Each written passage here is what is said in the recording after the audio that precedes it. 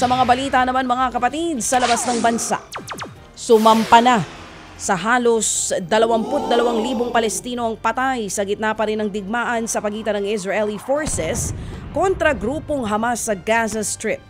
Huling naidagdag sa mga yan ang nasa 72 sibilyan matapos ang magdamagang pambobomba sa mga syudad sa Rafah at Khan Yunis. Bukod pa dyan, nasa halos 73,000 na rin ang nasugatan sa patuloy na gera.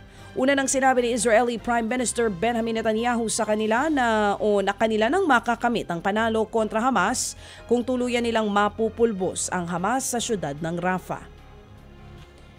Nagmistulang ghost town naman ngayon ang ilang istasyon ng tren matapos ang protesta ng kanilang mga driver sa Germany.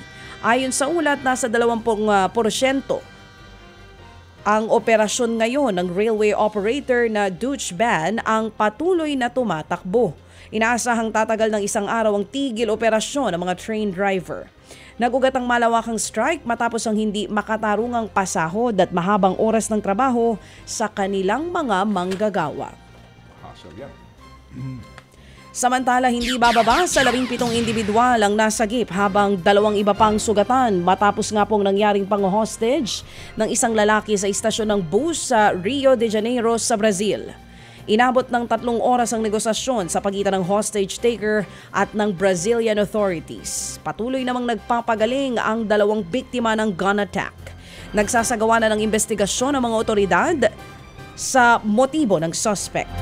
Ted Filon at DJ Chacha ngayon nasa Radyo 5 92.3 News FM Monday to Friday 6 to 10 a.m.